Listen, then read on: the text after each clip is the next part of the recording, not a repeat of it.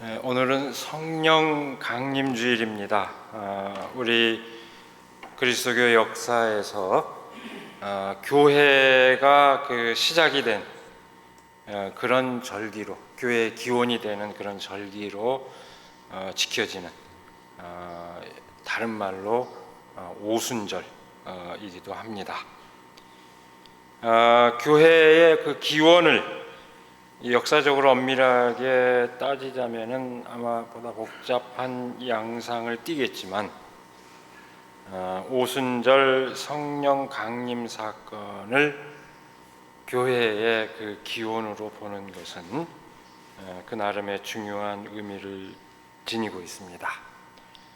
성경 사도행전에 보면은 이날 성령 강림 사건이 있고, 그 이후에 베드로의 설교가 있고 난 다음에 3,000명이 믿게 됐다, 이런 기록이 있습니다만은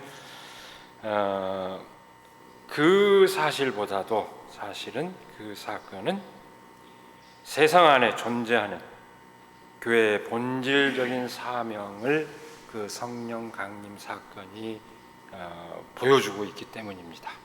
숫자가 3,000명이었다, 그게 중요한 게 아니라 이 성령 강림의 사건이 교회의 본질을 일깨워준다는 점에서 교회의 기원으로 본다는 것은 의미가 있다는 얘기입니다. 도대체 이 성령 강림 사건의 실체가 뭘까요? 사실 오늘 본문 말씀과 더불어서 또 하나의 병행 본문인 사도행전 2장 1절 이하의 말씀은 그 사건이 무엇을 뜻하는지 아주 분명하게 보여주고 있습니다. 아주 줄여 말하자면은 이 성령 강림 사건은 일종의 언어 사건입니다. 다시 말해서 언어 소통의 사건입니다. 도처에서 각기 다른 언어를 사용하는 사람들이 예루살렘에 모였을 때 예수님의 그 제자들의 말이 그 모인 자리에 있는 다양한 지역의 그 사람들의 말로 받아들여졌습니다. 아마 이 사람들은 소위 다 디아스포라 유대인들로서 다 현지어를, 그 자기가 살고 있는 그 지역에, 이미 히브리어는 다시 복원이 됐지만 그 당시로서는 사용되지 않고 있는 그런 터였기 때문에 다 각 살고 있는 지역의 그 언어를 사용하고 있었을 것입니다. 그런데 그들에게 갈릴리 사람들의, 예수님의 그 제자들의 얘기가 다 자기 지역의 언어로 받아들여졌습니다. 성령이 임하자 갈릴리 사람들이었던 그 사도들이 하는 말이 그곳에 모인 그 모든 서로 다른 그 출신 지역의 언어로 들렸습니다. 사도행전 2장은 증언하기를 바데 사람, 메데 사람, 엘람 사람, 메소포타미아 사람, 유대 사람, 유대 본토에 사는 사람이라는 뜻이죠. 갑바도기아 사람, 본도 사람, 아시아 사람, 부르기아 사람, 밤빌리아 사람, 이집트 사람, 구레네 사람, 리비아 사람, 로마 사람, 크레타 사람, 아라비아 사람, 모두 저마다 자기의 말로 알아들었다고 전하고 있습니다. 지중해 연변의 그 세계를, 일대를 다 포함하고 있는 지역입니다. 갈릴리의 민중들과 함께 삶을 살았던 예수 그리스도의 복음이 각기 다른 지역에 살면서 그 언어를 사용하는 사람들 저마다에게 자신들의 언어로 받아들여졌다는 것이 성령 강림 사건의 요체입니다. 그것은 출신과 지역에 따른 다양한 정체성에 상관없이 서로 의사소통을 이루는데 하나도 문제가 되지 않고 하나가 되었다는 것을 뜻합니다. 나아가 그것도 가장 낮은 자리, 가난한 민중들의 언어가, 갈릴리 사람들의 언어입니다. 그 민중들의 언어가 모든 사람들에게 충분히 공감되었다는 것을 뜻합니다. 다양한 인간 존재와 정체성이 서로를 가르고 차별하는 조건이 될 수 없다는 것을 뜻합니다. 그렇게 존재와 정체성이 다르다는 이유로 차별이 이루어지고 서로 소통하지 못하는 현실을 넘어서는 사건, 그것도 가장 낮은 민중들의 현실에 공감하며 하나가 된 사건, 그것이 성령 강림 사건의 요체입니다. 성령의 역사는 그 모든 장벽을 넘어서 그렇게 사람을 하나 되게 하는 것이 성령의 역사입니다. 성서 보면 쭉 영의 역사는 다 그렇게 기술되어 있습니다.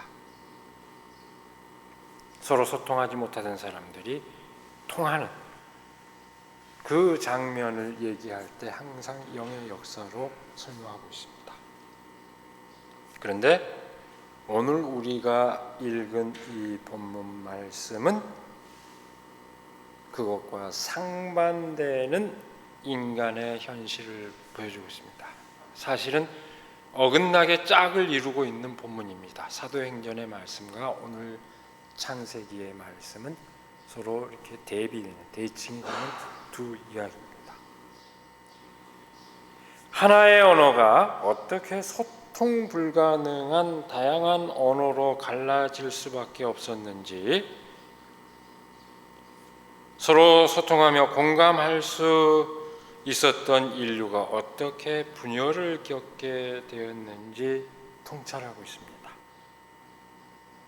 오늘 우리가 함께 읽은 이 본문 말씀은 창세기 원역사의 결론으로서 이른바 바벨탑 이야기로 알려져 있습니다. 원역사라고 하는 것은 그 시기를 검증하기 어려운 태고적 역사다, 그런 의미입니다.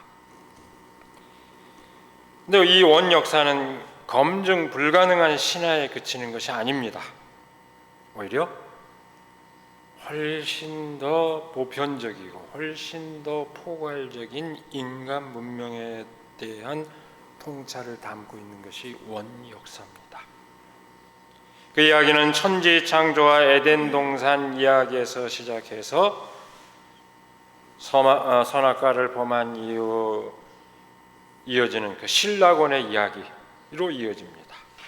그리고 이어서 가인과 아벨의 형제 살해 이야기, 그리고 온 인류의 타락과 홍수 이야기, 그리고 오늘 본문 말씀에 해당하는 바벨탑 이야기로 구성되어 있습니다. 그것이 성경 첫머리에 나오는 원역사의 내용입니다. 근데 이 인간의 그 이야기 가운데서 인간의 그 범죄 이야기는 그 자체로 심각성을 띠고 있습니다. 그렇게 다 심각성을 띠고 있는데 이 이야기를 주목해 보면은 가인과 아벨 이야기나 홍수 이야기에서는 심판과 동시에 구원의 희망이 동시에 그려지고 있습니다. 가인이 범죄를 했지만 가인을 저주하지 못하게 했죠. 가인이 살아갈 길을 찾아줬죠. 홍수로 징벌을 했지만 멸망을 시켰지만 무지개를 보내줌으로써 다시는 홍수로 멸하지 않겠다고 하는 그런 약속을 보여주셨죠.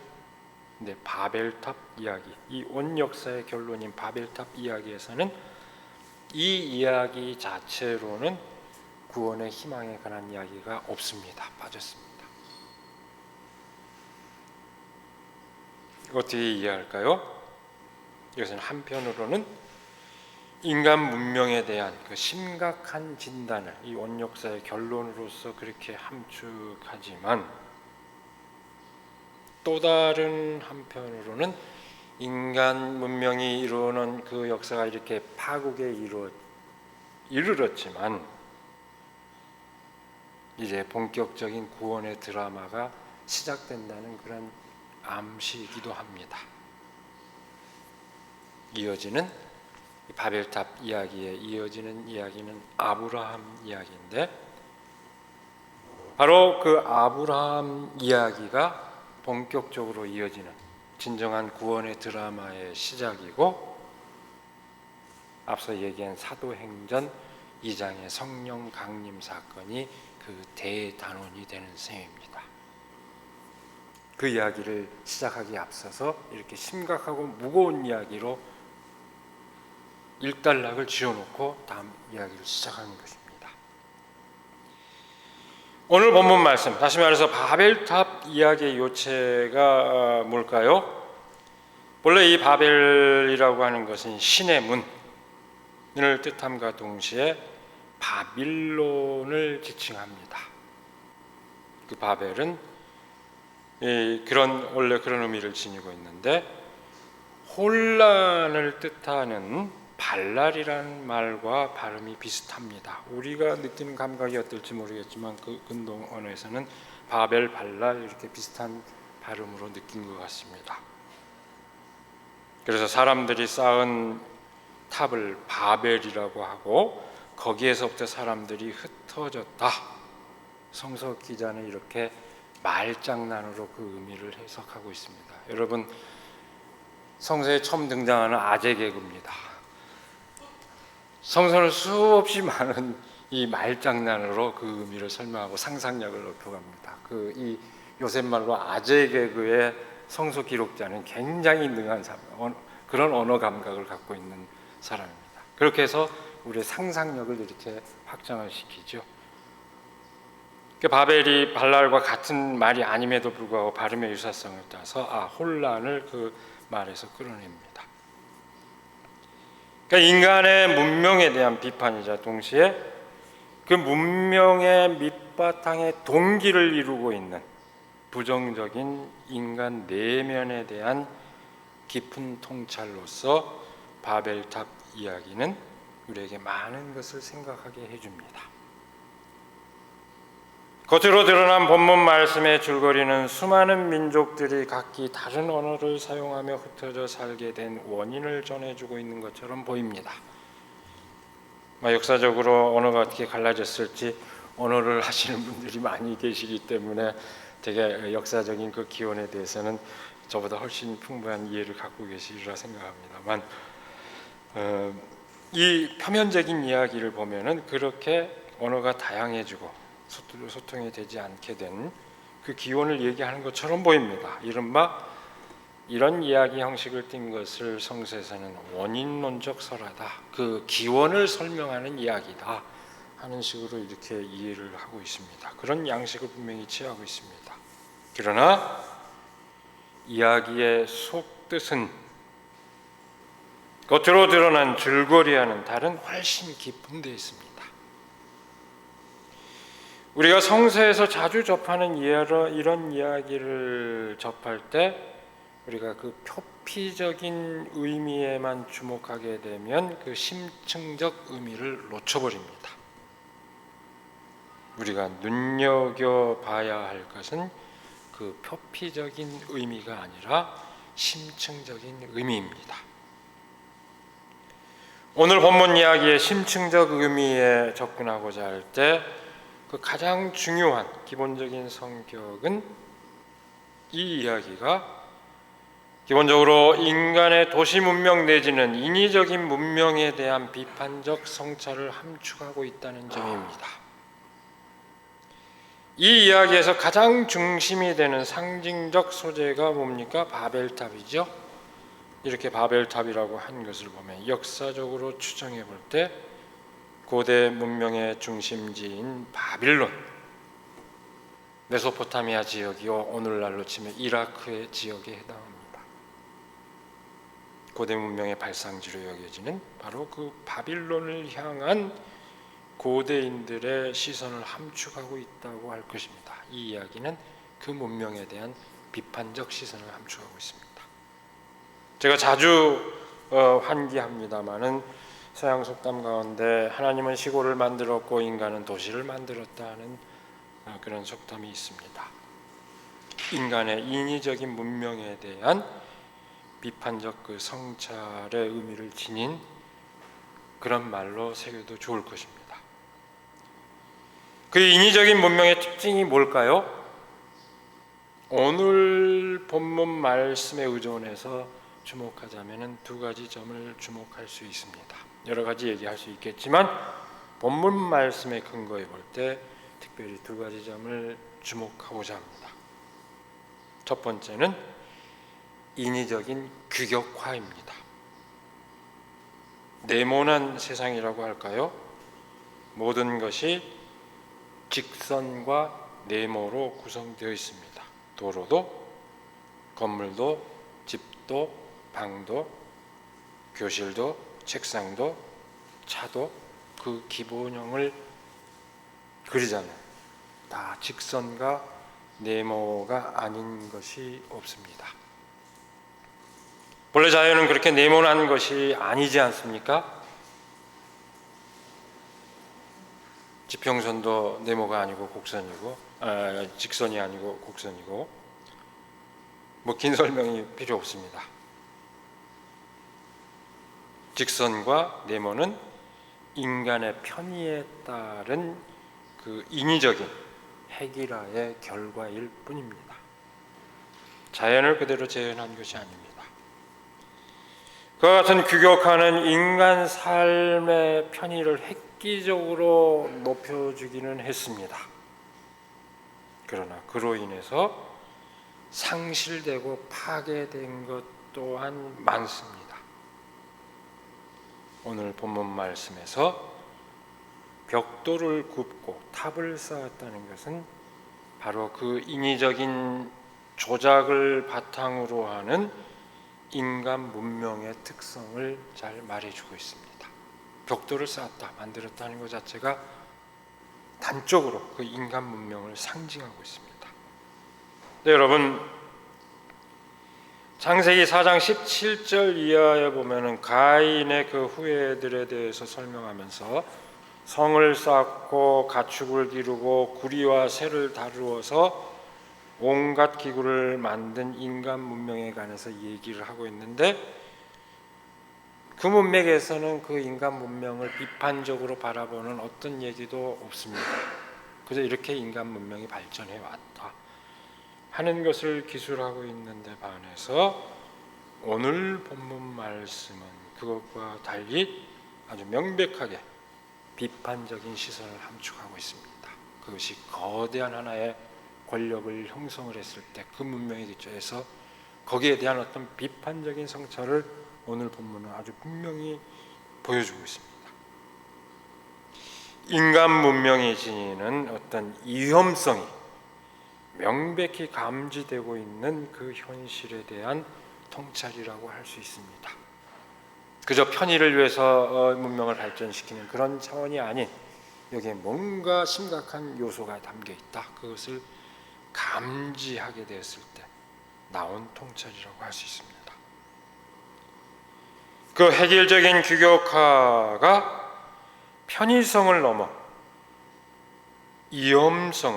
어떤 위험성을 지니는 현실에 대한 통찰입니다.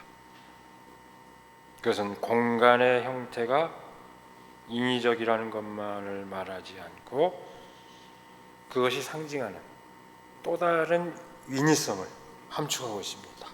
인간관계, 사회 질서까지도 인위적이고 규격화되어 있다는 것을 말합니다. 시간까지도 그렇게 통제되어 있습니다. 정해진 시간에 일어나 정해진 시간까지 출근을 하거나 등교를 해서 일사불란하게 정해진 자리에서 서열에 따라 맡겨진 일을 보고 다시 정해진 시간에 정해진 차편을 이용해 들어오고 나가는 생활이 되풀이됩니다. 한마디로 획일적인 규격, 다른 말로 할 것 같으면 하나의 가치, 하나의 언어가 지배하는 것이 도시 공간의 일상입니다. 인위적인 시 공간이 압축적으로 이렇게 도시 공간에 재현되어 있습니다. 이건 여러 가지 상징, 이데올로기적으로까지 다 그렇게 지배적인 어떤 가치관이 자리하고 있습니다. 바로 여기서 우리는 오늘 본문 말씀이 강조하는 두 번째 초점이요, 심층에, 진정한 초점에 주목하지 않을 수 없습니다. 하나의 가치, 하나의 언어가 지배하는 도시 문명의 심층에 자리하고 있는 그 심층적인 욕망의 문제입니다. 하나의 가치, 하나의 언어가 지배하는 가운데 높이 쌓아진 탑은 인간의 자기 과시적 욕망을 표현하고, 나아가 종국적으로는 일방적인 지배로서의 권력을 뜻합니다. 그것은 바로 신과 같아지려는 인간의 욕망입니다.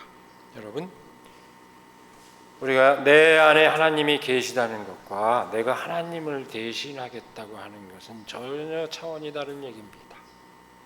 내 안에 하나님이 계시다고 인식하는 것은 상대에게도 그렇게 하나님이 계시다고 인식함으로써 서로를, 타자를 존중하는 그런 윤리를 발전시키지만, 내가 하나님을 대신하겠다고 하는 이 오만은 그 모든 윤리를 파괴합니다. 모든 지배해야만이 그래도 성이 차지 않은, 끝없는 그 욕망의 표현일 뿐입니다. 오늘 본문 말씀은 인간의 그 문명이 지니는 심층적인 동기가 바로 거기에 있다는 것을 명백히 지적하고 있습니다. 그리고 그에 대해서 비판적으로 성찰하고 있습니다. 현대사회는 말할 것도 없거니와 성서가 기록된 고대사에서 이와 같은 권력은 더더욱 선명하게 드러납니다. 노골적으로 드러납니다. 현대에서는 정교하고 은폐된 형태로, 그러나 더 치밀하게 구현되지만 고대사에서는 노골적으로 드러났죠. 고대의 모든 권력은 노골적으로 예의 없이 신의 권위를 대변한다고 자처했습니다. 모든 왕들은 신의 대변자로 또는 그 신의 화신으로, 아니면 신 그 자체로 받아들여졌습니다. 그와 같이 받들어진 권력자는 자신의 욕망을 사회의 보편적인 가치로 강요합니다. 우리가 가장 흔히들 역사적으로 그 표현하는 말 있지 않습니까? 짐의 말이 곧 법이다. 이것이 고대 세계의 어떤 상식입니다. 하나의 가치, 하나의 언어가 지배하는 현실입니다. 성서의 신앙 세계를 형성한 주인공들이 그야말로 신물나게 경험했던 현실입니다. 이집트에서 파라오가 신을 자처했죠. 바빌론에서, 그리고 가나안 땅의 여러 도시 국가들에서 겪은 일입니다. 아주 지긋지긋하게 겪은 일입니다. 인간이 신을 자처하면서 다른 인간을 지배하는 그 현실, 이 성서의 신앙세계를 형성한 사람들이 처해 있었던 그 역사적 환경이었습니다. 그런데 그로 인해서 벌어진 일이 무엇일까요? 그 하나의 언어가, 하나의 가치관이 지배하는 현실 속에서 벌어진 일이 무엇입니까? 바로 분열과 갈등입니다. 자신의 욕망을, 자신의 가치관을, 자신의 언어를 유일한 기준으로 제시하고 그 기준하에 모두가 통합되기를 바라지만 그 결과는 거꾸로 분열이요 흩어짐입니다. 우리도 그래 역사 그런 시절을 보낸 적이 있죠. 총력 안보를 외치고 국민 총화를 외칠 때 마음이 하나였습니까? 분열은 더 극심했고 갈등은 더 심했습니다. 하나의 가치관에 의한 통합은 핵이라를 의미할 뿐 진정한 통일일 수 없습니다. 그리고 하나의 언어, 하나의 가치관에 의한 강제적 핵이라는 필연적으로 분열을 낳을 수밖에 없습니다. 다양한 언어의 기원에 관한 그 오늘 본문 말씀의 증언은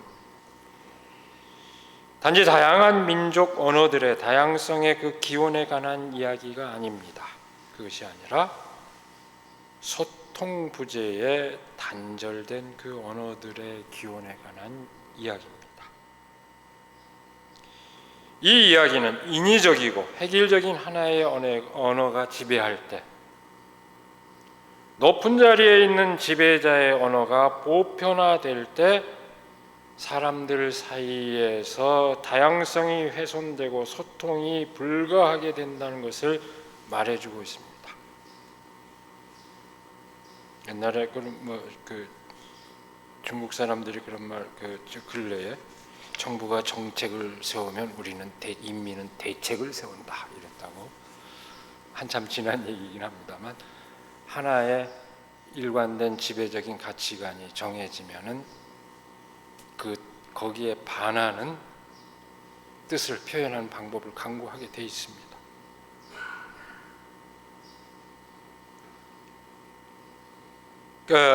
이 이야기는 그 높은 자리에 있는 그 지배자의 언어가 보편화될 때 사람들 사이에서 다양성이 훼손되고 소통이 불가하게 된다는 것을 말해주고 있습니다. 그것이 바로 오늘 이 이야기의 표층적인 의미와는 다른 심층적인 의미입니다.